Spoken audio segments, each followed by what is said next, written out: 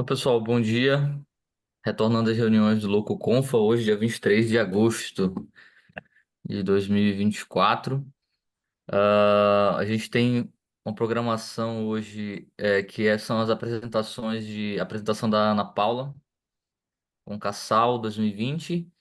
E a gente também tem a discussão, na verdade, a gente tem a reunião entre a grupo ali para fazer a análise dos métodos baseados na aula do Alex, tá? Então essa é a nossa organização para hoje. Se tiver mais alguma situação para colocar em pauta, a gente adiciona. Tudo bem para vocês aí? Tudo certo? Tudo bem? Pergunta. O Henrique vai se apresentar primeiro, não. O Henrique Paz. Tu tá dentro aí, Henrique Paz? Cadê tu? Tá ali, Henrique. Tá de câmera ligada, desligada. Acho que o Henrique gostaria de apresentar o projeto, né? Isso, não sei como é que tá o nosso tempo hoje.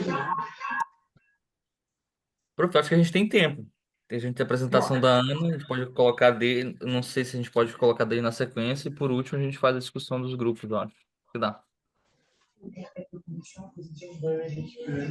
vocês Acho estiverem de que o acordo. Léo quer falar. Quem quer falar? Acho que o professor levantou a mão ali. Quer falar, prof? Sim, pode ser. Ó, o André tá entrando, peraí. Pessoal, bem rapidinho, tá? Bom dia a todos. O André tá do lado aí. O que é isso? É uma panela isso aí? Faz as gradezinhas tudo no fundo. Tá dando um retorno desgraçado. Peraí que eu vou ter que multar um pessoal aqui. Vão me ajudando aí. Bom, gente, bem rápido, tá? Só para comentar para vocês, eu sei que está todo mundo aí no batente, mas não é muito legal falar isso, mas eu estive em 15 dias de férias, bem fora do mundo, sem usar computador, na Noruega. Tive a primeira vez na região do Ártico, e quem me conhece mais, pouca gente sabe, mas eu era um ávido leitor de aventuras, assim, de exploração do Polo Sul, que envolvia muita questão de energética na minha adolescência e tinha a ver também com a minha história com o escotismo. Eu gostava muito de fazer coisa no meio do... Bom, aí eu queria comentar para vocês que eu fui no museu do Amundsen, sobre exploração. Ele foi o primeiro cara que chegou no Polo Sul, venceu o Scott por 20 dias e tal. Tem uma história muito legal que envolve a questão de energia. Eles tinham os ataques para o Polo Sul, para o Polo Norte, eram baseados em acampamentos, onde tinham que regular a questão energética e de locomoção, né? Então, tem aspectos que têm a ver até com o que a gente estuda muito, de modo muito importante, né? E naquela época se sabia pouco, assim, mas o que eu queria dividir com vocês é que esse relato que eu estou dando, ele pode servir até de um pouquinho de inspiração até para o projeto do Henrique na Amazônia, né? Uma coisa que me chamou muito a atenção, que eu não sabia, visitando os museus do Amundsen e das explorações lá da região da Noruega, que o grande diferencial dos noruegueses para vencerem os ingleses na chegada do Polo Sul foi o fato do Amundsen ter feito uma espécie de estudo etnográfico com as populações locais, os esquimós, o nome correto são os Inuits, né, e outras etnias da região. E ele aprendeu muito sobre o modo de viver e de fazer locomoção e sobreviver naquelas regiões inóspitas, né? Então acho que fica esse legado assim muito importante de conhecer o ambiente local, assim, e conhecer a cultura do local antes de tentar realizar qualquer coisa que seja no local. Então, acho que esse é um aspecto que me marcou muito e me lembrou, que queria dividir com vocês dessas férias. Depois viajei muito, andei bastante de bicicleta, é, acampei, fiz bastante coisa aí, muito legal no frio. Até esperava mais, mas foi muito legal, foi bem legal. E fecho por aqui, gente. Era mais essas férias. Estou voltando aí ativa faz 2 dias. Devagarinho eu já passo a bola aí para o coordenador de novo. Obrigado.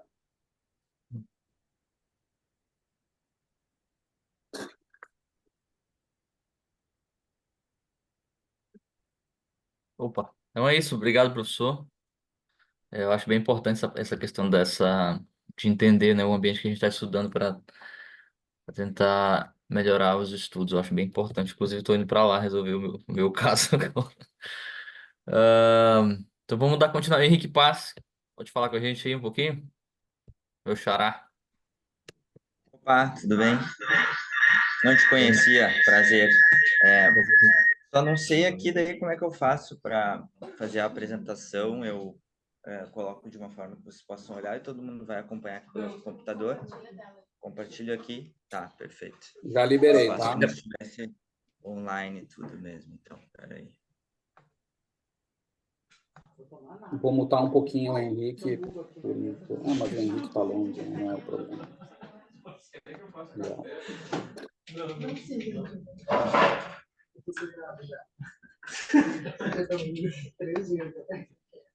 Olha o Alex aí, nosso homenageado. Tem muita Parabéns, gente Alex. na extensão. Parabéns, velho.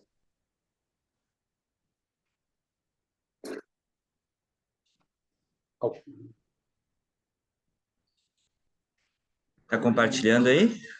Está carregando aqui na minha tela. Meu computador aqui é uma Foi. carrocinha, mas tá Agora indo. não, ainda não está no modo, está no de apresentação.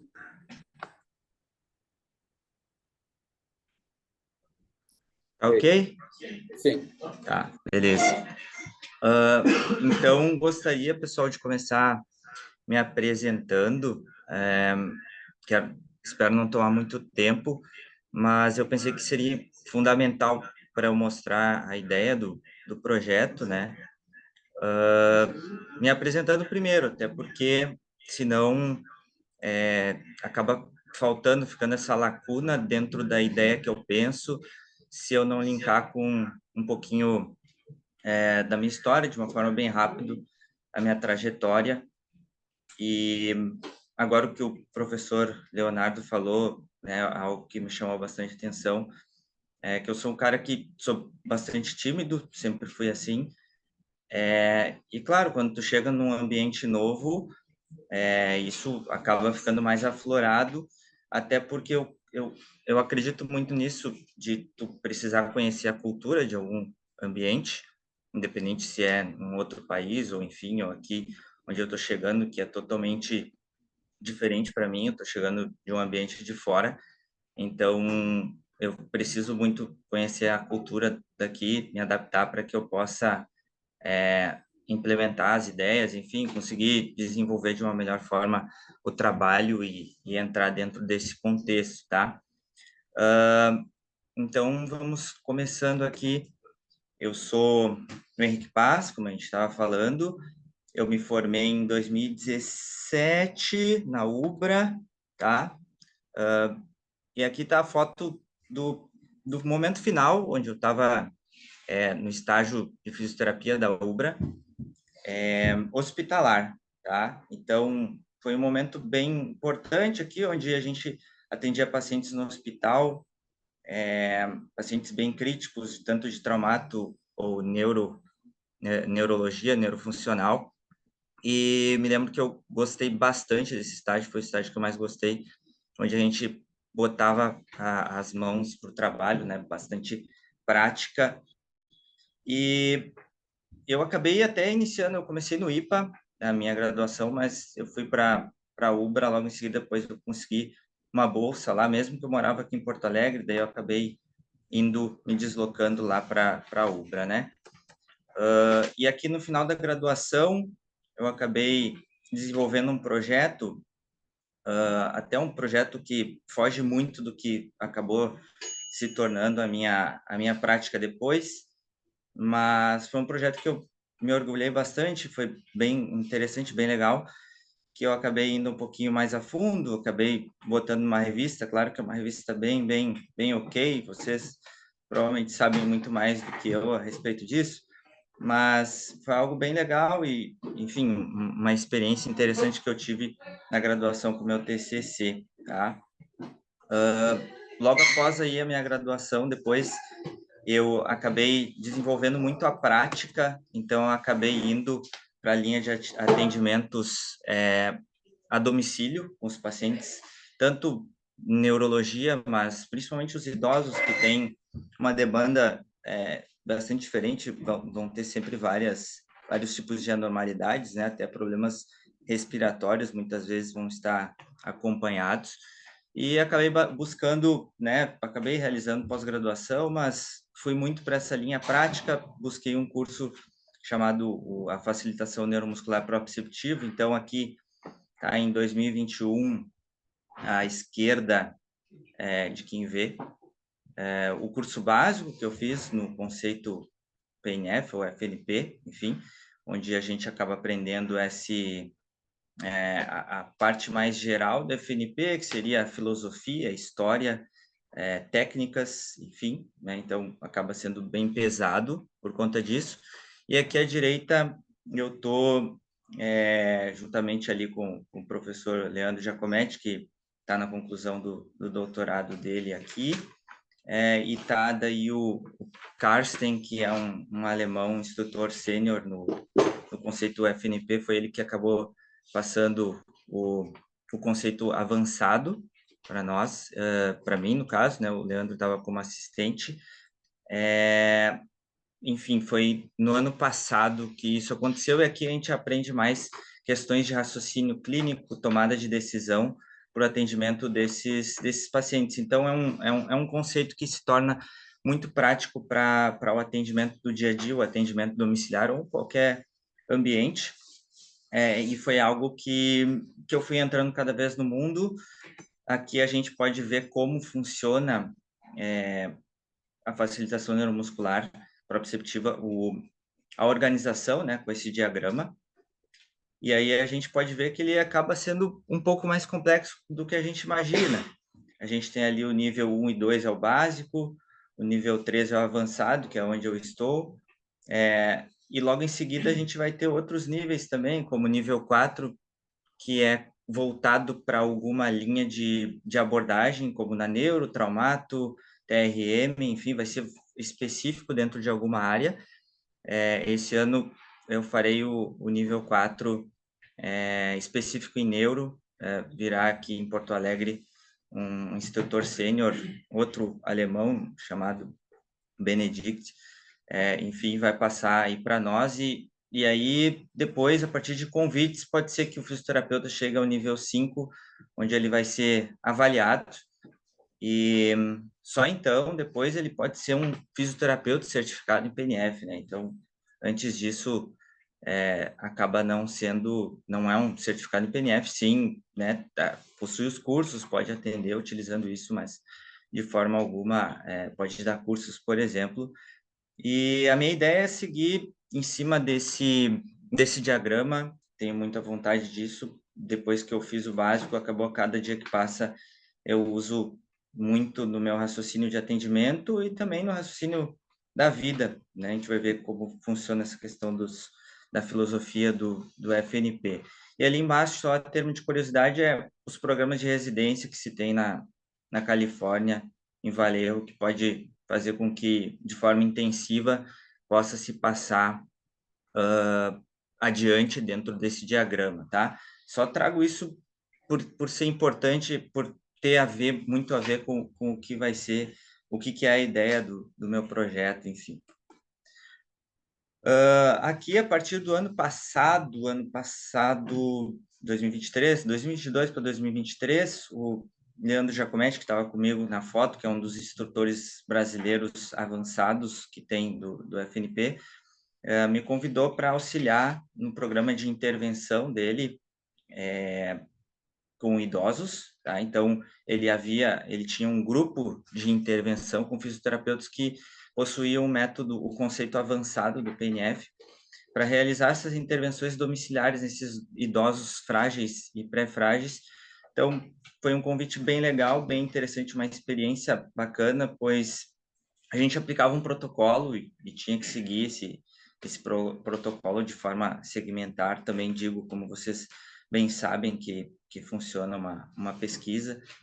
Então, uma experiência boa e em diversas conversas que tive com ele, com outros profissionais também dentro da organização do PNF, diversas ideias foram surgindo e também uma necessidade muito grande por novos projetos utilizando o conceito, botando, por mais que seja um conceito, dá para a gente chamar de um conceito antigo, dá para a gente chamar de um conceito novo, depende do ponto de vista, mas poderia haver muito mais estudos com metodologia forte a respeito dele para ter um entendimento maior de todos a respeito.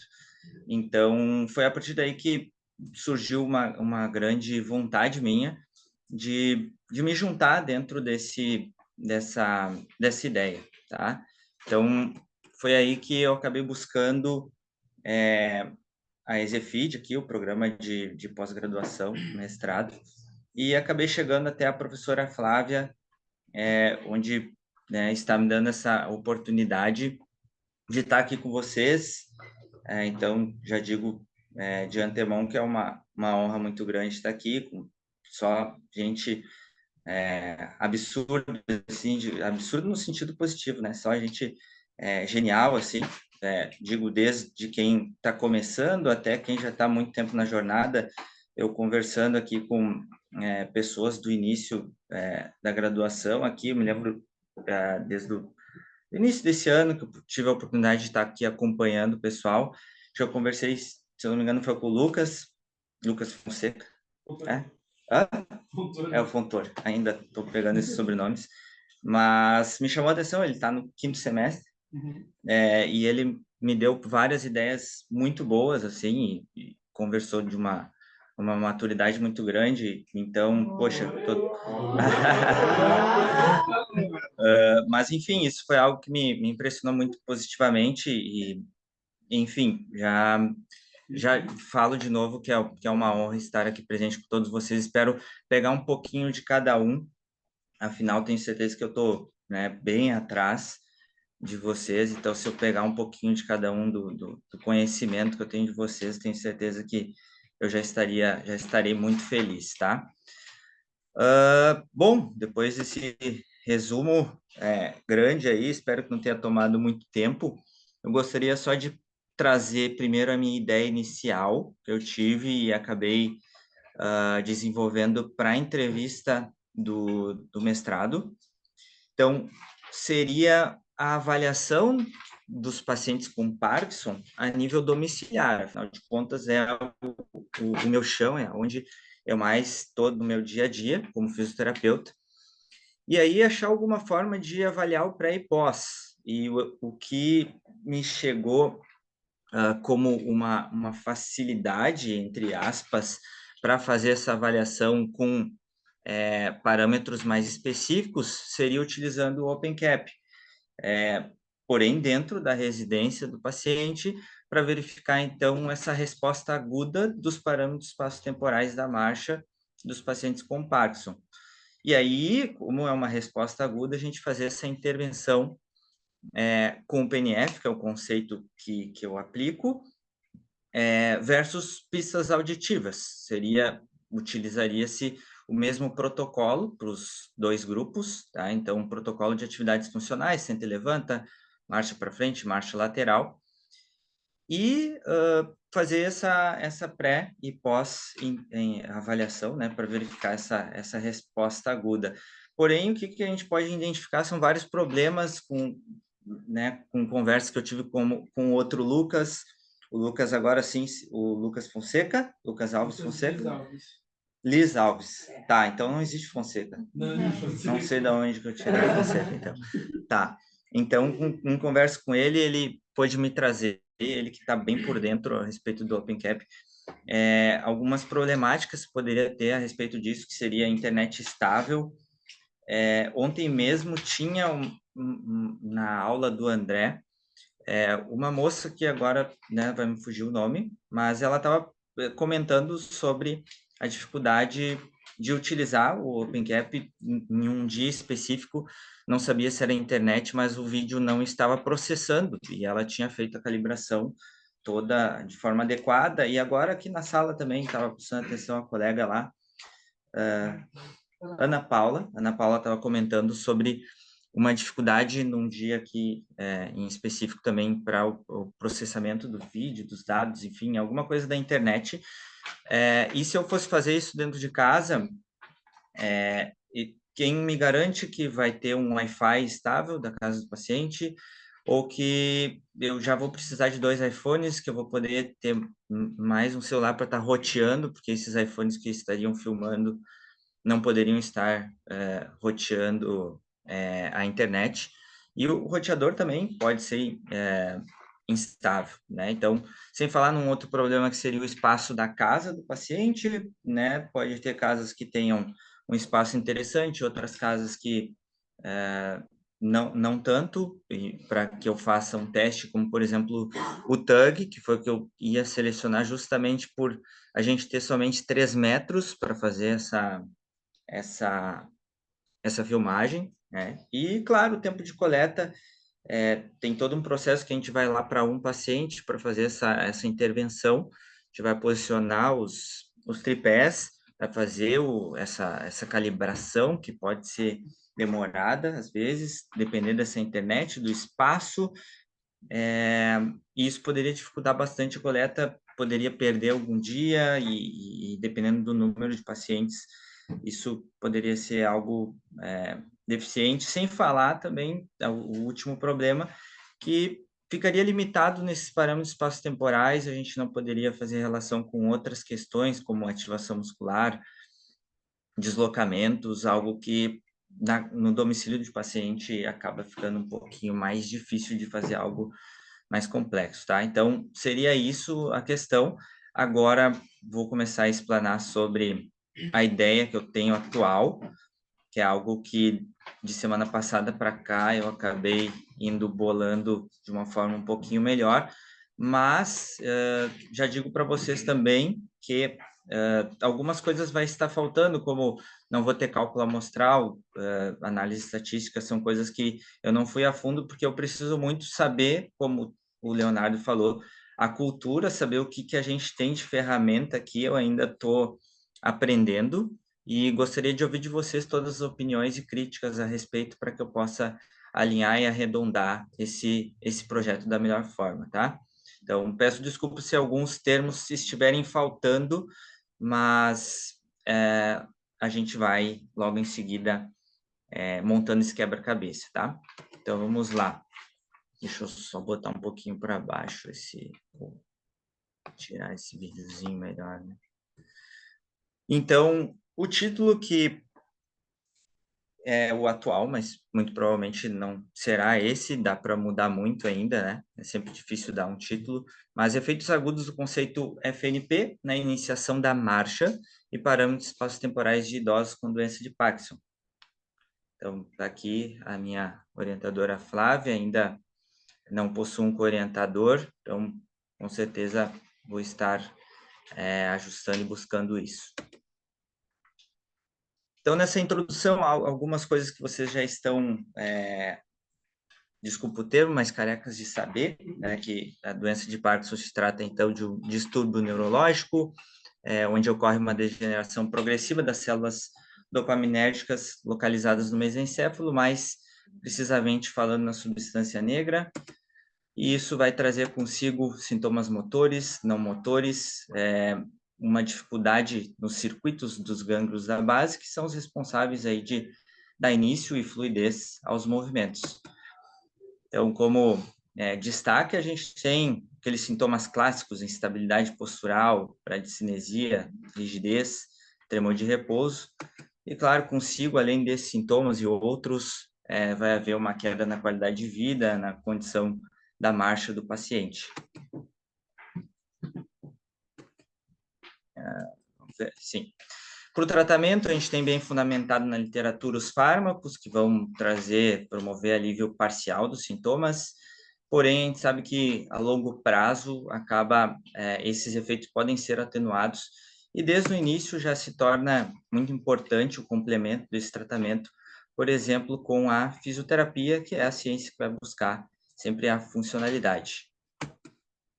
Falando em funcionalidade, não podemos deixar de falar sobre a CIF e a Classificação Internacional de Funcionalidade. E se a gente botar a doença de Parkinson dentro dos domínios da CIF, a gente pode encontrar, a nível de funções e estruturas, uma limitação de amplitude de movimento de tornozelos, quadris, a coordenação, uma incoordenação desse paciente, uma coordenação que eu falo principalmente em coordenação muscular, intramuscular, intermúsculos, e uma deficiência também de equilíbrio estático dinâmico, indo para o domínio das atividades, a gente pode encontrar uma limitação a nível de caminhar, e aí a gente tem aqui em azulzinho, trazendo os parâmetros espaço-temporais da marcha, a iniciação da marcha. Logo abaixo, uma dificuldade no senta e levanta, essas duas atividades muito linkadas ao risco de quedas. Ao lado, a gente vê o domínio da participação, onde a gente pode encontrar uma restrição a nível de trabalho, lazer, autocuidado, e aqui logo abaixo também muito importantes fatores contextuais que podem facilitar ou prejudicar esse processo de funcionalidade. A gente vai ter principalmente aí a casa, dispositivos, todo o ambiente desse paciente e os seus fatores pessoais, né? Sua motivação, seu perfil, o quanto que isso pode influenciar ou não também nesse contexto de funcionalidade. Falando agora de iniciação da marcha, a iniciação da marcha pode ser dividida em 2 momentos, onde a gente pode ter a preparação. Na preparação, vai acontecer os deslocamentos do centro da massa, tanto antero-posterior como médio-lateral, isso sendo muito importante para a próxima fase, seria a fase da execução. Então, o paciente, o indivíduo avaliado, enfim, ele precisa ter o deslocamento antero-posterior para ter o impulso para começar a marcha, e também ele precisa ter esse deslocamento médio-lateral para fazer essa transferência de peso para que uma das pernas se desloque à frente. E aí pode acontecer essa execução, e dentro da execução a gente vai ter o tempo para o primeiro passo e o comprimento do primeiro passo como variáveis importantes a serem avaliadas. Para avaliação da iniciação da marcha, uma das do padrão ouro ou estratégias que se tem são as plataformas de força. Falando da ativação muscular na iniciação da marcha, a gente vai ter, num adulto saudável, o que é normal, o esperado, uma inibição de sólio bilateral, uma ativação logo em seguida de tibial anterior bilateral. Já na doença de Parkinson e nos idosos, a gente pode encontrar praticamente o mesmo processo, porém uma menor ativação e uma maior diferença de tempo para que isso ocorra. Como uma forma importante de avaliação da ativação muscular, a gente tem a eletromiografia. Os parâmetros espaço-temporais da marcha são trazidos na literatura como principais deficiências no Parkinson, a redução do comprimento da passada, o aumento do tempo do apoio duplo e uma maior variabilidade aí desses parâmetros espaço-temporais. Uma forma que tem se destacado aí nos últimos estudos de análise do movimento são as análises por vídeo sem marcadores. E aqui eu trago um print de um artigo bem interessante, onde faz essa relação da análise de pacientes com Parkinson, com o vídeo, e uma comparação com o Gait Reach, que é um sensor de movimento. Então, eles encontram resultados bem positivos com essa estimação dos pontos, dos marcadores, para verificar essa análise do movimento. E aqui eu trago mais um outro print de um outro artigo interessante de 2024, numa boa revista, onde eles fazem um entendimento sobre os ajustes posturais antecipatórios, pacientes com doença de Parkinson. E uma frase que me chamou bastante a atenção, que eu printei aqui embaixo, é que eles falam sobre vários estudos estarem mensurando a iniciação da marcha em pacientes com doença de Parkinson e investigando isso, mas ainda poucos e se sabe pouco sobre as associações do papel da iniciação da marcha e a locomoção, a marcha, o deslocamento.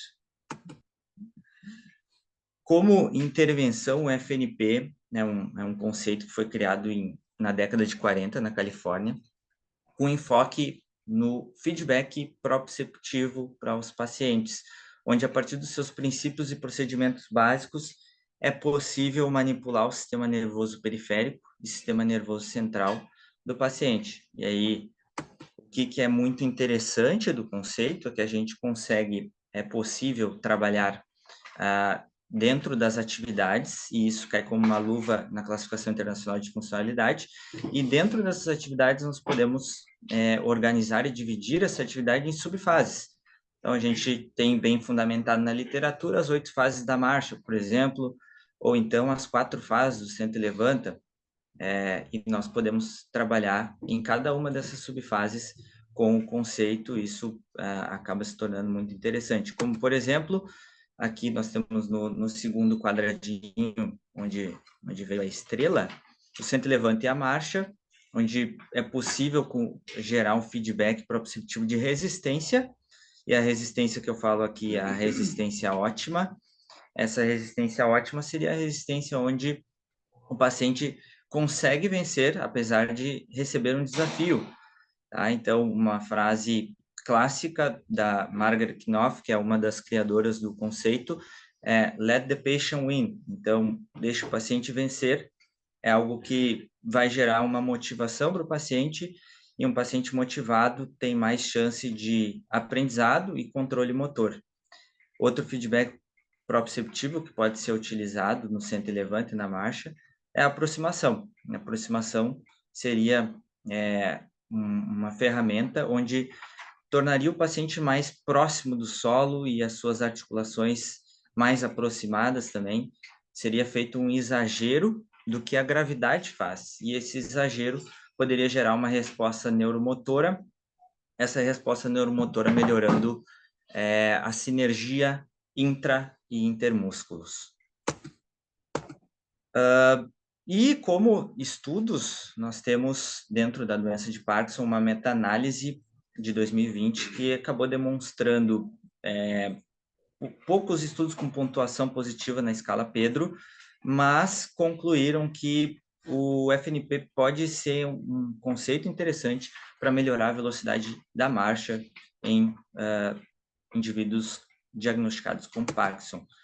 Aqui eu tenho essa meta-análise, e aqui a gente tem o detalhe que foram encontrados 6 estudos que se adequaram, né, e apenas 3 ali com score 7, 8, 9, demonstrando principalmente efeitos positivos na velocidade da marcha. Aqui eu trago essa casinha meio mal feita, mas só para que todos possam entender um pouquinho do raciocínio e do conceito PNF. A gente tem a base da casa, a filosofia, que seria a abordagem positiva, primeiramente. A abordagem positiva vê o paciente com bons olhos. Então, eu dou o exemplo de um paciente que teve um AVC, hemiparético à direita, por exemplo, e a gente vai ficar pensando, poxa, ele não está conseguindo ficar sentado sozinho, ele precisa de ajuda para caminhar. A abordagem positiva seria a gente ver que esse paciente mantém a postura sentado depois que é colocado sentado, tem um bom controle de tronco, ele consegue caminhar apesar de com auxílio, então muda os olhos. Mobilização de reservas, essa diferença, essa relação de responsabilidades entre terapeuta, paciente, família, né, do paciente, sobre as responsabilidades do tratamento, da terapia, sabendo que o paciente sempre tem um papel muito importante para o aprendizado e melhora daquilo que se busca. Abordagem funcional, que seria o que eu havia falado antes, o FNP consegue trabalhar em cima da atividade e da participação, que afinal de contas é sempre o desfecho final, aquilo que o paciente mais quer, é melhorar uma atividade, melhorar uma participação. O olhar da pessoa como um todo, claro que a CIF traz muito isso. E ali, por fim, o último ponto de filosofia seria a aprendizagem e controle motor, que é repetir sem repetir, que é uma das frases também que se utiliza muito, ou seja, realizar o mesmo movimento de forma intensiva, em diversas formas diferentes, e dando bombardeio sensorial alto primeiro e reduzindo esse bombardeio sensorial para que cada vez o paciente precise menos de feedbacks e ele consiga fazer de forma livre alguma determinada atividade com destreza. Esse é o objetivo final e, claro, PBE, que seria a prática baseada em evidências. Subindo a base da filosofia, princípios e procedimentos básicos, que seriam então, as ferramentas dos feedbacks proprioceptivos, e aqui eu trago o exemplo desses feedbacks, que seriam aproximação, resistência, estiramento, tração, estímulo verbal, estímulo visual, estímulo tátil, posição corporal, irradiação, sincronização de movimentos. Então, tudo isso vai poder ser colocado ou não dentro de alguma tarefa específica treinado com o paciente. Quanto mais estímulo eu der, mais facilidade o paciente vai ter, daí o termo facilitação neuromuscular proprioceptiva, e quanto mais eu for tirando, mais dificuldade o paciente vai ter. Isso entra dentro do princípio do shaping, que seria essa melhora gradual dentro de alguma determinada atividade. Mais acima ali a gente pode ver as técnicas específicas. Então, o FNP precisa possuir algumas técnicas específicas dentro dessas determinadas atividades, mas o que mais se destaca é o tratamento em cima de alguma atividade, o gesto da atividade do dia a dia. É possível trabalhar qualquer atividade, pegar um copo, pegar algum objeto no solo, o próprio sempre levanta, ou a marcha e as suas subfases. E mais acima, lá no topo, a gente tem, eu não sei se dá para todo mundo ver, porque talvez esteja em cima o esqueminha aqui do Zoom, mas eu acho que agora dá para todo mundo ver. Então, ali o topo é a CIF como a diretriz para o raciocínio clínico, que é basicamente o indivíduo como um todo. A gente vê os 5 domínios para conseguir o melhor para o paciente. Vou botar aqui de volta. Agora vamos ver se vai ir para o próximo slide aqui. Então, como eu falei, talvez a carroça aqui vai devagar, mas aqui eu trago alguns vídeos para que vocês possam entender um pouquinho melhor do que eu estava falando sobre as subfases, tá? Então, no primeiro vídeo aqui da esquerda, a gente está falando da fase do centro-levanta número 1 para 2, onde ocorre a flexão do tronco de uma postura estável. Então, o paciente vai fazer essa flexão até retirar os glúteos da cadeira ou chegar numa máxima dorsiflexão. No caso aqui, estou trabalhando contração e a ênfase no movimento excêntrico, na contração excêntrica de paravertebrais, de posterior de coxa. E aqui no outro vídeo, peraí que esse aqui está travando, mas enfim, vamos ver se volta a mostrar. Mas aqui no outro vídeo, a gente está trabalhando já da fase 3 para 4 ou da fase 4 para 3. Vamos ver se volta de novo, só para terminar a explanação do segundo ali. Então, a ênfase é muito nesse segundo momento do centro-levanta, ênfase na contração excêntrica. E aí, no outro vídeo, fase 3 para 4, a ênfase já no momento da extensão, que é o que é descrito na literatura, eu fazendo uma aproximação nas regiões pélvicas da paciente, exagerando a gravidade. Claro que em ambos os casos dando comando verbal, estímulo auditivo, posição corporal minha e da paciente para que o movimento seja feito. Então, é isso que acaba sendo ocasionado esse bombardeio sensorial, utilizando muito órgão teginoso de Gold, fuso muscular. Vamos adiante, a gente falou ali do centro-levanta, que são subfases, a gente falou de subfases de tratamento, e agora a gente vai falar de subfases da marcha, tá? Então, como falei lá no início, dá para a gente trabalhar em qualquer subfase, isso é um ponto positivo do conceito.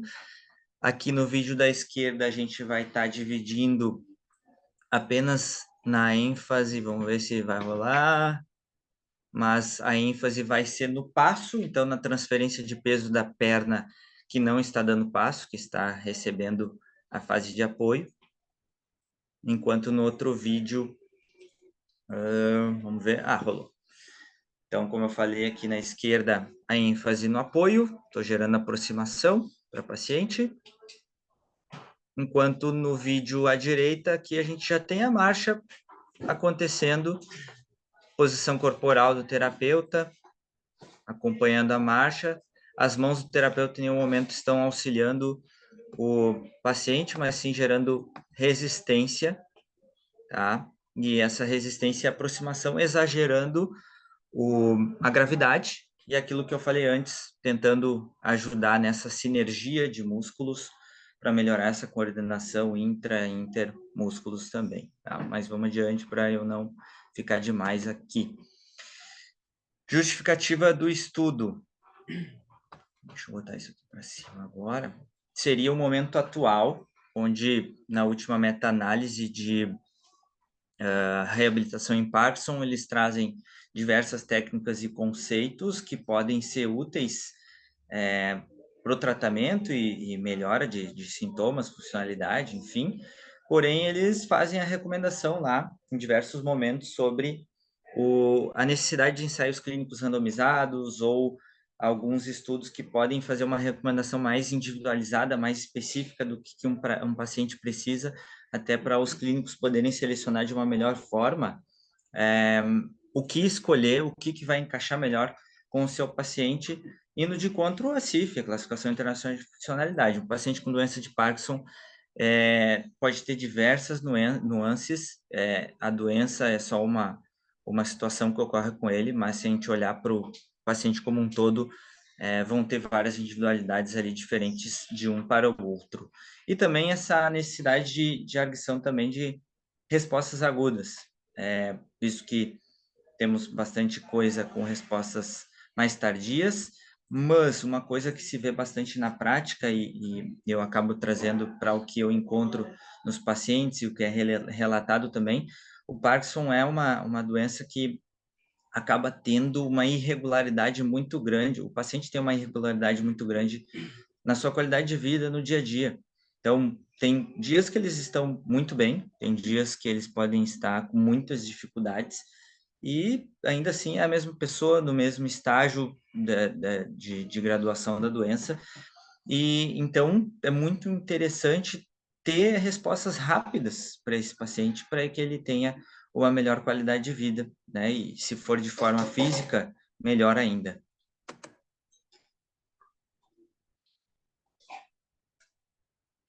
Vamos ver se for. Aqui deu uma travadinha. Ah, não, foi. Tá. Objetivo geral seria identificar, então, os efeitos agudos do conceito FNP na iniciação da marcha e parâmetros espaço-temporais da marcha em indivíduos com doença de Parkinson. Objetivos específicos, verificar essa associação dos ajustes posturais antecipatórios e a ativação muscular no processo de iniciação da marcha. Verificar as diferenças dos ajustes posturais e a ativação muscular no processo de iniciação da marcha com e sem dupla tarefa. Verificar a associação no processo de iniciação da marcha com os parâmetros espaço-temporais da marcha com e sem dupla tarefa. Procedimentos metodológicos seria um ensaio clínico randomizado, realizado em Porto Alegre, aqui na EZFID, idosos com Parkinson, do grupo de Parkinson, que assinaram um termo de consentimento livre esclarecido. Inclusão, nós teríamos, como eu falei, o diagnóstico do Parkinson, máximo escala 3, Roy-en-Yahr, que assinaram o TCLE. Exclusão, doenças neuroortopédicas incapacitantes para avaliação, 4 ou mais na escala, clinicamente instáveis, cognitivamente incapazes de seguir em ordens / demência severa. A randomização desses pacientes seria feita pelo site Randomizer. O indivíduo que realizaria essa randomização não seria o mesmo responsável por sessão de treinamento ou pela avaliação. Os pacientes só seriam informados da inclusão aleatória em algum dos grupos. O desenho de forma bem geral, bem macro aqui, então seria esse ensaio, onde teríamos um grupo chamado FNP, que receberia essa intervenção com o conceito, e um grupo controle, que passaria pelas mesmas atividades desse grupo do FNP, porém sem esse bombardeio sensorial, somente com a orientação de um fisioterapeuta e o auxílio, ou enfim, a apresentação daquele exercício. Ambos os grupos seriam avaliados a sua iniciação da marcha e a sua marcha na condição prévia à intervenção. Logo em seguida, 10 minutos após essa avaliação, 10 minutos de descanso, esses pacientes iriam para o seu grupo. Então, ambos, como eu falei antes, passariam pelo mesmo protocolo, que eu vou falar logo em seguida, e após esse protocolo, que duraria cerca de 30 minutos, mais 10 minutos de repouso, de descanso, e eles seriam novamente reavaliados. A avaliação, como seria essa avaliação? Para a questão da iniciação da marcha, nós utilizaríamos a plataforma de força, o paciente em ortostase sobre essa plataforma de força. Ele ficaria também com a presença de eletrodos na região de tibial anterior, sóleo, gastrocnêmio médio, com eletromiógrafo, para verificar essa questão da ativação muscular, e a plataforma para verificar essas oscilações no eixo anteroposterior e médio lateral. Esse paciente ficaria parado por 30 segundos e ele receberia o sinal do avaliador, um sinal com alguma cor, isso combinado previamente com o avaliado, para que ele se deslocasse, e aí ele daria 3 passos à frente. Com a escolha do indivíduo para o passo, né, sem ter uma pré-definição se esquerda ou direita. Além disso, também teria uma filmagem em plano sagital desse processo acontecendo, e nós teríamos 3 repetições para que essa coleta seja concluída e ele possa ir para sua intervenção. Também teríamos essa mesma avaliação com dupla tarefa.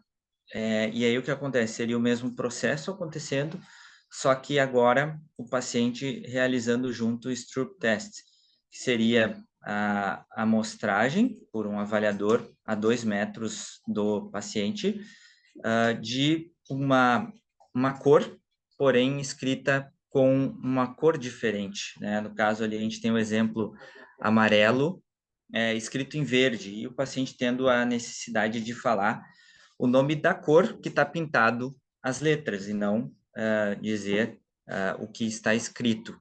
Então, o paciente teria a necessidade de fazer isso por 30 segundos até que fosse mostrado novamente a cor pré-definida para que ele desse os 3 passos. Para a avaliação da marcha, seria utilizado o teste de 10 metros, o paciente seria instruído a realizar esse processo com a velocidade autoselecionada. Também seria feito no momento sem dupla tarefa, e após isso com dupla tarefa. A dupla tarefa seria feito subtraindo de 3 em 3 a partir do número 100, e a filmagem seria feita de forma sagital, para que após isso seja extraído parâmetros espaço-temporais. Como desfechos, um ponto importante aqui do desfecho primário, então seria os ajustes posturais antecipatórios no eixo anteroposterior em centímetros, médio lateral também em centímetros, comprimento do primeiro passo, no momento que ele tem o sinal da cor para que ele desse os 3 passos, esse comprimento do primeiro passo em metros, o tempo até o primeiro passo, em segundos, a ativação do sólio tibial anterior, gastrocnêmio médio, isso a partir do eletromiógrafo, e tudo isso com e sem dupla tarefa. Desfecho secundário, o comprimento da passada durante a marcha, tempo de duplo apoio, variabilidade desses parâmetros espaço-temporais da marcha, com e sem dupla tarefa também. Para a extração dessa avaliação da iniciação da marcha, a eletromiografia, esses parâmetros espaço-temporais, seria necessário outro pesquisador cego sem saber que intervenção passou esse paciente, tendo essas 2 passas, então, de avaliação, contendo esses dados tanto pré como pós. Procedimentos metodológicos ainda, caracterização da amostra, idade, estatura, índice de massa corporal, o PDRS aí para ter o estágio da doença do paciente. E falando agora, por fim, da intervenção, como seria a intervenção do grupo FNP e do grupo controle, como falei anteriormente, seriam os mesmos 30 minutos, as mesmas 9 atividades funcionais, baseadas em subfases de atividades do dia a dia, sendo que cada atividade será trabalhada por 2 minutos. No grupo FNP, será promovida por um terapeuta treinado no nível avançado do FNP. Tá? Então, só para mostrar em figuras agora como seria os procedimentos, a gente tem aqui a figura número 1, trabalhando a fase 1 e 2 do senta e levanta, então seria essa flexão do tronco. Na figura em seguida, a ênfase na fase 3 e 4 do senta e levanta, então a postura de pé por sentado, de pé por sentado, extensão, flexão. Teríamos a transferência de peso látero-lateral nessa primeira imagem. Na segunda imagem, a transferência de peso antero-posterior. E aqui a gente mostra justamente o apoio até dessa paciente, para que todo paciente que precisar de algum apoio, algum auxílio para fazer a atividade, poderá, sem problemas. Dentro dessas imagens também, a gente pode visualizar a quinta atividade, que seria o passo repetido dentro da transferência lateral. Então, a diferença aqui é que o paciente vai tirar o pé do solo e vai voltar para a posição original, e o passo repetido na imagem antero-posterior, passo repetido para frente, para trás, para frente, para trás, de forma rítmica. E aqui na última figura, nós temos o trabalho do apoio unipodal, onde é feito a flexão do quadril oposto, mas a ênfase é justamente na perna que está em apoio ao solo. E como últimas atividades, seria a marcha lateral e a marcha frontal, no caso do FNP tendo essa resistência, aproximação da gravidade, certo? Então, aqui a gente pode ver nesse protocolo subdivisões de atividades do dia a dia, que são o senta e levanta e a marcha. Então, vai ser trabalhado essas subdivisões e, ao final, de uma forma mais ampla. Aqui o cronograma, que é algo que não vem muito ao caso no momento. E é isso por hora que eu tenho para mostrar. Fico à disposição aí para que vocês possam apontar todas as críticas, tudo que eu possa fazer para melhorar e como que eu posso encaixar da melhor forma esse projeto para que fique algo realmente bom e à altura aí do nível de vocês, sem receios de falar, tá? Até lembro do professor também, Leonardo, na entrevista, ele sempre pedia, não entenda mal, não tem problema, tá? Não vou entender mal nada. É tudo por melhorar, tá? Então, é isso.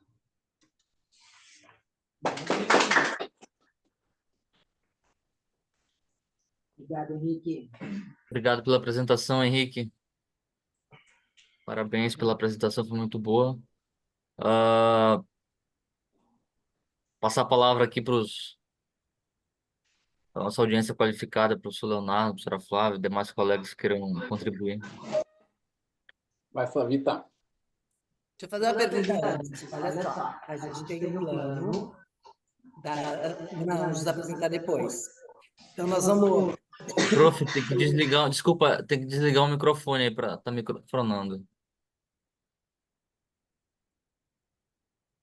Acho que desliga o do Henrique e deixa o seu ligado aí, fica bom. Já desliguei o do Henrique. Tá, vamos ver se melhora. Não, só minha pergunta do tempo, Henrique, para o pessoal também, para ver se a gente vai estabelecer um tempo aqui de arguição, porque é bastante coisa, né? Porque a gente ainda tem a apresentação da Ana, como é que tá a programação? Então, a gente tem a apresentação da Ana, eu acho que só isso para hoje, porque senão a gente vai estourar o tempo. Daí a gente tem meia hora.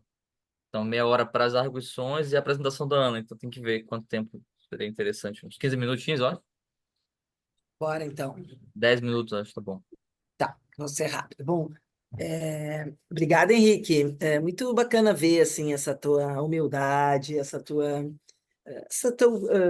tua forma peculiar, assim, gentil e humilde de entrar entre nós e louvo isso, embora acho que tu tem muito mérito, tu não precisa também ser tão humilde, né? Porque tu tem uma formação muito bacana e tudo mais. Mas, de qualquer forma, é muito bonito ver. Ontem a gente teve a defesa do Leandro Giacometti, que fez um trabalho semelhante em doutorado, mas com um desenho longitudinal. Então, uma das coisas que a gente sentiu foi a dificuldade de mensurar a carga aplicada no paciente, que são cargas compressivas, né? E de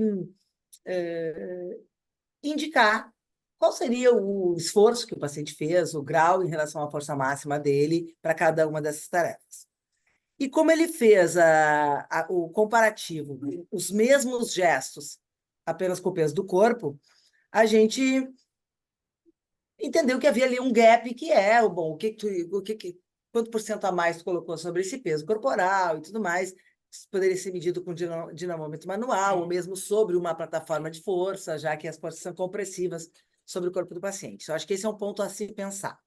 Se tu vai comparar um método, que é um bombardeio sensorial, que é resistido, com dicas auditivas, tu tem, na verdade, apenas o gesto do treinamento, tu colocou resistência, e aí a gente pensaria, quais seriam as hipóteses de efeito agudo sobre esses pacientes? Eles estariam sob fadiga? Eles estariam melhor do que antes da sessão, para os ajustes posturais e tudo mais? A tua sessão depleta a dopamina? A tua sessão provoca outro tipo de plasticidade? Segundo, o melhor comparador ou são as dicas auditivas? A escolha do comparador, será que não pode ser melhor, a gente não pode desenvolver um pouco mais aqui? Porque as dicas auditivas vão estar presentes no FNP. Porque tu vai ter o verbal, as orientações verbais. Então, eu te perguntaria, por que as dicas auditivas como comparador? E qual seria a tua hipótese, mesmo que tu não registre aqui, para um estudo transversal dessa natureza?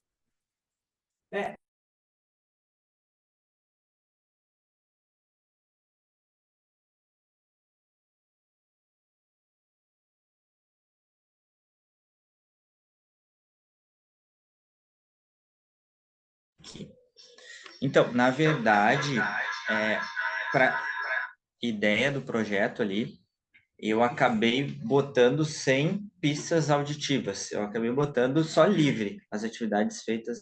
Tu liga o teu micro. Ele não tá ligado? Não sei. Não, teu micro. Tá ligado, tá ligado. Microfone. Mas tá ligado. Tá ligado. Tá. Tá. Mas eu acabei retirando as pistas auditivas justamente por uma conversa que a gente teve de ser algo que acaba tendo dentro do bombardeio sensorial. Mas sim, eu penso que daria para a gente incrementar, além desse grupo controle, daqui a pouco um outro grupo que faria um outro tipo de treinamento. Algo, por exemplo, esteira, por exemplo, um treinamento de esteira, enfim, um grupo que faria alguma outra estratégia que já é bem recomendada na meta-análise de reabilitação em Parkinson, além desse grupo controle, que faria as mesmas atividades livres, porque são atividades que, por mais que não vai ter o feedback, o paciente está treinando aquelas subfases. É uma forma de abordagem interessante, mesmo que não vai estar sendo feito esse bombardeio sensorial com FNP. Então, talvez até nesse grupo controle, trabalhando subatividades, possa haver uma melhora nesse trabalho. Claro que a gente está falando do Parkinson, mas é possível também que no controle pode haver uma melhora. Então, acho que sem tirar o controle, mas daqui a pouco botar mais alguma intervenção que não seja pistas auditivas, já é algo que acabei excluindo por conta da nossa conversa. Então, acho que seria interessante a gente pensar em alguma outra abordagem mais interessante para comparar. Se tu colocasse resistência elástica, por exemplo, porque o FNP é um conceito, é um método. Ele impõe resistência manual, né? Tem os critérios dessa resistência, né? Que o movimento seja coordenado, organizado, mas se a gente quer, né, ver o efeito do método FNP e um dos componentes importantes do método é a resistência manual, e se comparássemos com um aeróbico e uma resistência elástica, por exemplo, amarra o sujeito, bota resistência elástica, ele faz senta, levanta. Mas aí nós temos um segundo problema que eu já te perguntei, que é como tu modula a carga. Tu vai usar um Borg, tu vai usar um dinamômetro na ponta da tua mão, tu vai usar uma plataforma de força. Como tu informa quem vai ler teu trabalho sobre que porcentagem de força máxima tu colocou nesse treino?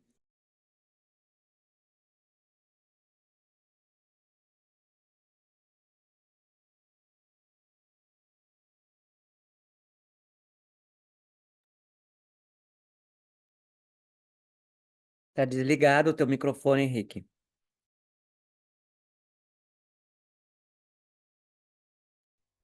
Ficou lá agora só a resposta. Tá desligado o microfone para. Henrique, liga teu Resposta telefone, privada. Henrique. É teu microfone, Henrique. Opa, Ligou. deu, tá. Tô de Repete a volta. resposta, Acho por que sim. favor. Então, eu tinha falado que até ano passado eu tinha conversado sobre isso com o professor Leandro, e é uma coisa que sempre tem dificuldades dentro do conceito, que é a quantificação dessa carga. Ele tinha me comentado sobre um sensor manual, eu não sei se é o mesmo que a professora Flávia está falando, que a gente pode medir os newtons de força que a gente está aplicando nessa resistência. Uma luva, acho que tu veste na mão, não tenho certeza do que seria, mas não sei também É um se tem a dinamômetro manual, disponibilidade né, disso. Flávia? O Marco Aqui a Vaz gente tem um usa lá na clínica dinamômetro que dele. ele parece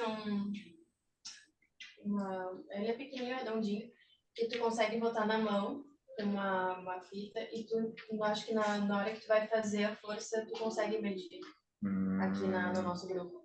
Chama Entendi. Rugan. Aham. É um dinamômetro eletrônico manual. Bem bom. Rugo o nome? Rugan. Depois eu pego ali pra tu ver. Tá, show. É uma forma que daria para pensar, mas sempre uma dificuldade grande de verificar. O que eles trazem muito é essa resistência ótima, que é a resistência que é muito subjetiva, né? Então, tu verifica que o paciente está conseguindo vencer e fazer com coordenação aquele movimento. Pronto, é um sinal que tu está no caminho, só que como passar isso para uma questão mais de pesquisa, mais objetiva, é uma coisa que a gente precisa pensar para deixar mais redondo, né? Eu tinha umas perguntas para fazer, mas eu não sei, tá tão A gente pouco tem um monte de tempo, né? pergunta. Eu vou parar por aqui para dar oportunidade para os outros. Pois Sim, é. sim. Mas quem sabe daí a gente escrever essas perguntas e depois Pode ser. Mas eu vou vai fazer uma falar. pergunta bem rápida e vou cair fora, tá? Primeiro, dizer que a tua apresentação foi ótima, a tua humildade não precisa, como a Flávia falou, e tu domina muito bem o teu assunto, tá? E eu vou dizer uma coisa para vocês. Há muitos anos atrás, antes de entrar no grupo Locomotion, antes de pedir para o professor Leonardo Tartaruga uma oportunidade para o mestrado, eu tinha falado com o professor Marco Aurélio Vaz, e uma proposta de mestrado para ele na época era verificar o quanto poderia aumentar a força do indivíduo fazendo um treinamento tradicional de halteres, enfim, e usando as diagonais de Cabot num outro grupo, tá? Não sei se eu estiver falando errado alguma coisa, Henrique, me corrija, por favor, tá? E aí me veio à cabeça justamente isso. Eu achei que hoje o que tu ia falar do teu protocolo seria alguma coisa relacionada às diagonais. Então, eu não sei se eu estou simplificando o que seria o método, porque o que eu pensei? Se a gente trabalhar as diagonais de Cabot, a D1, D2, enfim, aí tu me lembra, porque eu não me lembro exatamente quais, todas são um monte, né, enfim, mas uma posição mais ortostática que lembraria a marcha. Eu pensei que era isso que eu ia ver.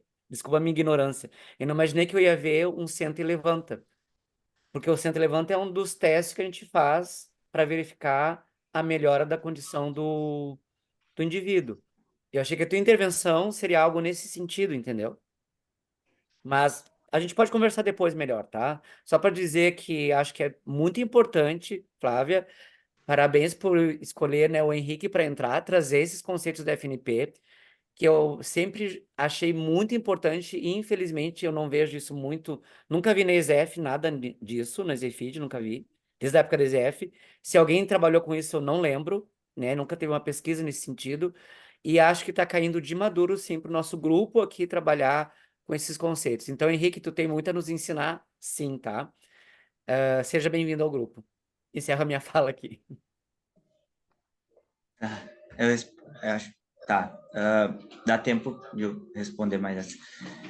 Sim, o que mais se tem a respeito do PNF quando vai se pesquisar ou ler livros, sempre se fala muito das diagonais, principalmente de membros superiores, membros inferiores, mas isso é só que nem se fala muito a frase, né, a ponta do iceberg, assim, são algumas técnicas e alguns padrões que se utiliza, mas um dos destaques do FNP, que foi algo que me atraiu muito para esse mundo, é a possibilidade de trabalhar diretamente em cima de uma determinada atividade.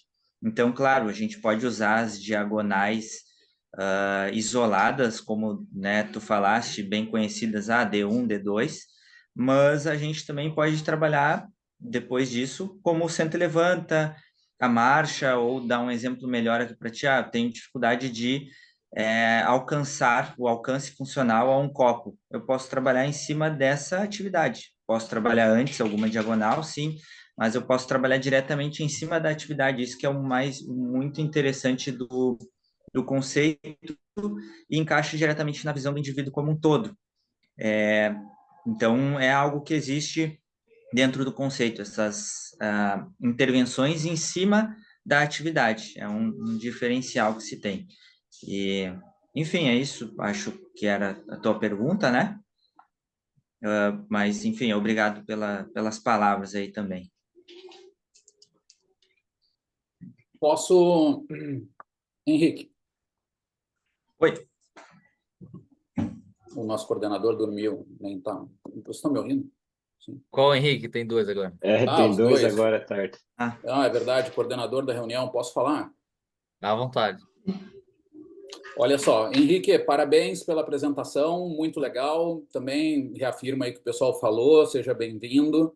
Muito legal ver a tua apresentação. Eu vou tentar fazer assim um resuminho, tá, de coisas. Eu acho que é muito legal até esse modo que tu começou fazendo a apresentação, mas a gente tem que só lembrar, deixar aqui o registro, né? E eu reafirmo aquilo, né? Embora tu já saibas, né?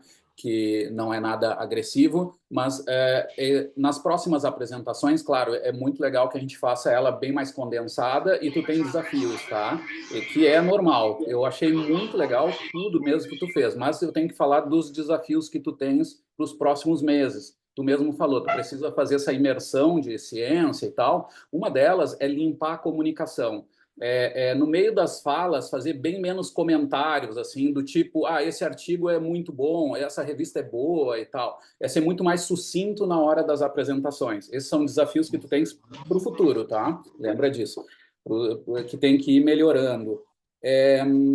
Eu achei o teu tema de pesquisa, eu acho ele muito legal. Eu sou um cara da educação física, eu há anos que fui professor de treinamento físico, há mais de 10 anos na URGS, e eu dava uma pincelada de FNP muito superficial quando eu falava de métodos de treinamento de flexibilidade. Aí eu usava algo inspirado nisso para dizer que existem também métodos que servem para isso. É muito mais complexo, eu estou entendendo agora contigo, inclusive, mas agora eu só queria te dizer assim, sugestão, acho que de perguntas que tu com a tua orientadora vai ter que seguir, né? Eu não pensaria, eu já vou ser bem objetivo pela questão de tempo, eu não pensaria em protocolos que fossem, por exemplo, aeróbicos, como tu sugeriu, talvez uma caminhada, talvez outra coisa, como um protocolo paralelo para comparação. Tá? Eu tentaria fazer, primeiro, ou uma condição controle, né, onde a gente evite o efeito Hawthorne no modelo clínico, ou seja, que faça alguma coisa que passe por um período parecido com o que tu está fazendo de intervenção para testar essa intervenção. Ou a minha segunda sugestão é mais forte ainda, se eu tivesse que escolher, escolheria essa segunda, era, por uma questão de N, daqui a pouco, não ter o grupo controle, mas ter uma condição controle, onde geralmente a gente usa o raciocínio que seja um método um pouquinho mais estudado. Tá? Isso a gente fez há anos com a caminhada nórdica, quando a gente adicionava a caminhada livre, porque era algo que era muito mais sabido e a gente fazia estudos comparativos com isso. É aí que está a minha restrição. A primeira coisa que eu pensaria era fazer um protocolo, uma condição controle, vamos chamar assim, com, por exemplo, um alongamento estático, um modelo mais simplificado que envolvesse algum elemento do FNP, mas que fosse realmente esse clássico, que poderia ser flexibilidade, não sei, mas aí que vem meu limite. Vendo o trabalho do Giacometti, eu vi que eles chamam até de protocolo de treinamento resistido, que na minha cabeça resistido seria sempre um método de treinamento de força. Mas não sei, me parece no que eu iria para algo de flexibilidade, fazer alguma coisa mais, uma condição controle mais simples e junto com o FNP e verificar todas essas modificações, testando uma hipótese mais arriscada, não simplesmente que, olha, pode melhorar tais aspectos com o FNP, mas colocando um método que seja um pouco mais simples, um passo anterior ao FNP e talvez um pouquinho mais usado na literatura, né, de exercício em geral. Uma sugestão. Alex já levantou a mão. Vamos fazer esse ping-pong. Entra, Alex, e vai conversando. Léo, só para te falar uma coisa, eu posso estar enganado, tá? Como eu por muitos anos me enganei também. O FNP que o Henrique está falando não é o FNP que a gente aprende na faculdade como método de alongamento. É outro tipo de abordagem, tá, Léo? Então, assim, Não, eu entendi. sei Não, que... foi o que eu suspeitei. Mas mesmo que não seja, tenta Ah, tá, achar desculpa. algum método. Não, é isso aí mesmo. Ótimo que o Alex falou isso, até para... Provavelmente não é isso mesmo. Mas se não for, acha alguma coisa paralela a esse raciocínio que eu fiz. Né? Eu sugeriria adicionar uma condição controle, vamos chamar assim, um pouquinho mais conhecida na literatura, para verificar se o FNP adiciona coisas além. Porque o nosso problema, eu vou dizer um caso, tá? Por exemplo, uma vez a gente estudou Pilates, tá? Claro, a gente fez lá o método Pilates e melhorou a economia, melhorou várias coisas. Mas o nosso modelo ficou sempre fraco. Até o fim, os editores colocaram que a gente não tinha uma condição controle. Nós não tínhamos até um método de treinamento de força normal, até para discutir, que são métodos bem diferentes, mas para realmente comparar com algo mais conhecido. Então, essa é a minha sugestão, é adicionar uma condição, vamos chamar de condição, mas seria esse um protocolo paralelo que aconteceria, que aí a Flávia vai te ajudar, porque dali vai vir as hipóteses, né? Realmente, em função do que o FNP adiciona em relação àquilo que é um pouco mais conhecido, que tu testaria. E eu teria o cuidado só, nessa discussão que vocês fizeram, sobre a dose-resposta, sobre a forma de avaliar essa quantidade de força, ter o cuidado de só ir até onde o método é conhecido, com seus limites, e focar na pergunta científica. Olha, depois desse método, com seus limites e suas incertezas ali, o que a gente pode testar sobre os desfechos que a gente quer estudar mesmo, né? Que são os APAs e a marcha, né? Eu ficaria nisso, porque no Pilates eu me lembro que numa época começamos a discutir, mas vai ser o método, vai ser o outro, vai ser o Evolution, vai ser não sei o quê, e aí acabou que a tese já estava mudando, a dissertação estava mudando de tema. Eu disse, não, para tudo, vamos fazer o método, vamos fazer o simples, e aí a gente vai testar isso e vamos ir discutindo em cima disso, né? E esse realmente nunca foi um problema. A gente usou esse método simples. Depois tem 1000 outras coisas para fazer, mas um primeiro estudo eu faria com esse mais simples, assim, de sugestão rápida, assim. Eu acho que era isso. Depois o resto é detalhe que a gente vai conversando ao longo dos meses. Mas parabéns, eu acho que é um tema muito legal aí. Outra coisa, eu já aprenderia com o que a gente aprendeu com o grupo. Eu acharia um subgrupo funcional, por exemplo. Aí vem minha limitação, talvez não seja, mas sugiro aqui. Por exemplo, o subgrupo que com a Marcela a gente está estudando lá dos Parkinson, talvez os rígidos, né? Não tanto o outro, como é o hipercinético, né? Mas mais talvez rígido, mas de novo, porque eu acho que é um método ligado à flexibilidade, talvez seja muito mais, então pode ser que seja o outro grupo. Mas escolher um dos grupos para deixar ele mais homogêneo e ter muita atenção sobre as assimetrias possíveis do Parkinson, porque elas mudam muito aí sobre lado dominante ou não na marcha. Eu estou terminando de escrever um artigo com o pessoal de Torino, onde envolve uma intervenção de alongamento estático unilateral em sujeitos saudáveis. E a gente fez o contrário, a gente adicionou unilateral e deu assimetrias rápidas, agudas, né? Que é uma coisa que eu não sabia, que era tão forte assim. Um alongamento de 1 minuto e 3 minutos, eram os 2 blocos, adicionaram em pessoas que não tinham assimetrias a caminhar de modo assimétrico. Então, é muito importante ter, claro, essas assimetrias anteriores, né? No caso de vocês, vocês já vão encontrar provavelmente algumas assimetrias. Eu tentaria fazer uma homogeneidade, uma característica funcional do grupo, e a partir disso teria em conta essa questão das dominâncias ou não, que pode ser mais fácil de achar alterações também sobre os padrões de marcha, né? Dos APAs, aí eu não sei, aí é mais com a Flávia. Mas é isso aí, cara. Parabéns, tá? Muito legal. Perfeito, obrigado. O que tu estava falando ali, eu acredito que é a técnica de contrair e relaxar, ou manter e relaxar, isso aí é algo que é bem, uma das técnicas do FNP que eles falam bastante na literatura e tem muito na educação física, até chamam de 3S também, em alguns outros locais, assim, que é essa técnica que o paciente faz força contra, depois ele relaxa e se ganha mais flexibilidade, é algo bem utilizado, tem bastante estudo a respeito, mas é uma das técnicas do FNP que se utiliza também. Entendi. É uma parte só de todo o método. Isso, para ganho de flexibilidade, é uma parte de ganho de flexibilidade. Perfeito, entendi. Aí tem que ver bem quais são as questões de estudo, né? Que daqui a pouco pode fazer escolhas no protocolo que envolva isso ou outro aspecto mais ligado à própria percepção, a esse bombardeio, né? Mas tem que estar muito ligado à hipótese que vocês vão montar, né? Mas acho um tema bem, bem legal. Tá certo, obrigado aí, obrigado.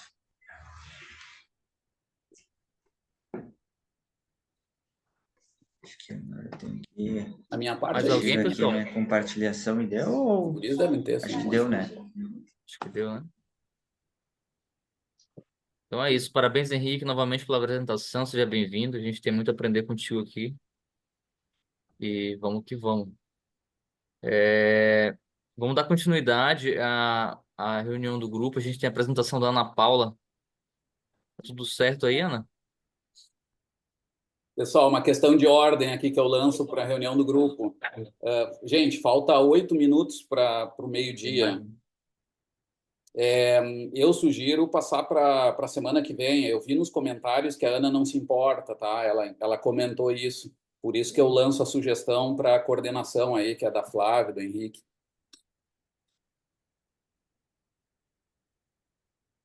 Todo mundo aceita.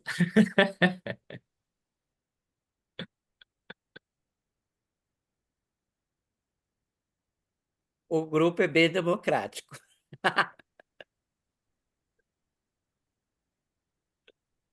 Então é isso. Alguém quer fazer algum tipo de encerramento antes da gente terminar a gravação?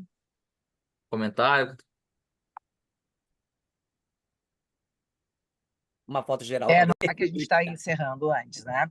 Eu acho que se o efeito do FNP para ganho de ADM é aumentar a viscoelasticidade e baixar o tônus, que em suma é isso também, talvez o comparar duas técnicas diferentes do FNP, aproveitando a ideia do Tata e alongamento, que a gente imagina que vai baixar o tônus e que talvez prejudique o ajuste postural antecipatório, talvez fazer um piloto com isso fosse uma ideia antes de fechar a ideia de pesquisa, se assim, ó, duas técnicas distintas do FNP podem trazer efeitos diferentes sobre os ajustes posturais e parâmetros espaço-temporais da marcha e outras coisas. Acho que a gente pode ainda fazer mais rodadas aí, né, Henrique? Talvez, né, entre nós, com o teu orientador, tu ainda não tem orientador, nós vamos ter que ver isso, né?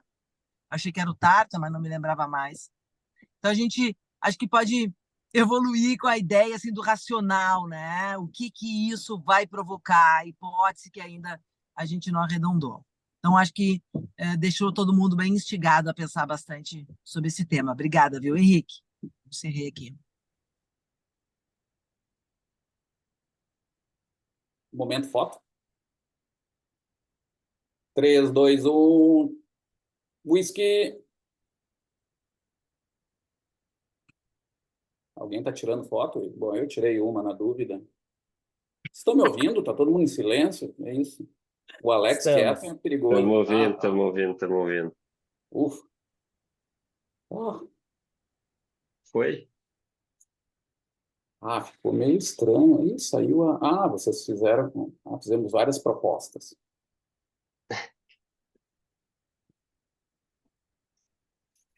Feito então, gente. Deixa eu parar a gravação aqui. Valeu, tá? Bom final de semana aí para todo mundo. Ô, Léo,